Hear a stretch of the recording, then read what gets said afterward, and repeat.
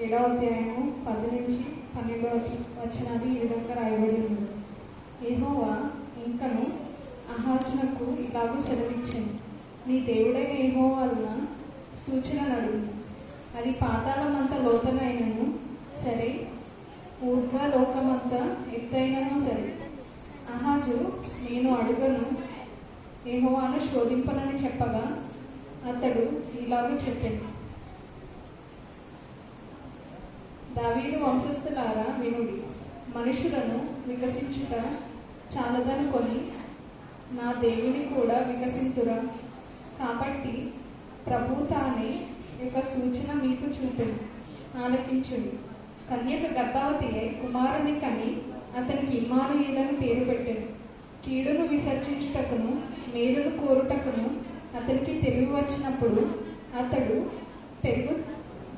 పెరుగు తేనెను తినను. కీడును విసర్జించుటకును దేవునికి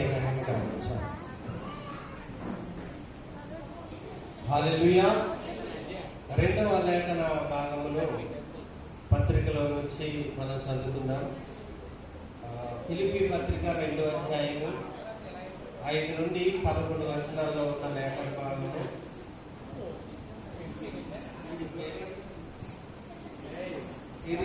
శిరీష వచ్చి చదివినిపిస్తారు.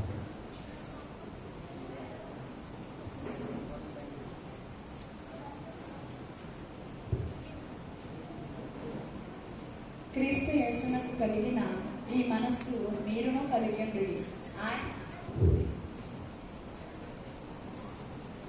ఆయన దేవుని స్వరూపము కలిగిన వాడై ఉండి దేవునితో సమానముగా ఉండుట విడిచిపెట్టకూడని భాగ్యమని ఎంచుకొనలేదు గాని, మనుషుల పోలికగా పుట్టి దాసుని స్వరూపమును ధరించుకొని తను తానే రిక్తునిగా చేసుకొని, మరియు ఆయన ఆకారమందు మనుషులుగా కనబడి మరణము పొందినంతగా, అనగా శిలువ మరణము పొందినంతగా విధేయత చూపిన వాడే తను తాను తగ్గించుకొని, అందుచేతను పరలోకమందున్న వారిలో గాని, భూమి మీద ఉన్న వారిలోనే గాని, భూమి క్రింద ఉన్న వారిలో గాని ప్రతి వాని మోకాలును యేసు నామమున వంగినట్లును, ప్రతి వాని నాలుకయు తండ్రి అయిన దేవుని మహిమార్థమైన యేసుక్రీస్తు ప్రభువని ఒప్పుకున్నట్లును, దేవుడు ఆయనను అధికంగా హెచ్చించి ప్రతి నామమునకు పైనామమును ఆయనకు అనుగ్రహించి దేవుడి కొద్ది వాక్యం దీవించుగాక.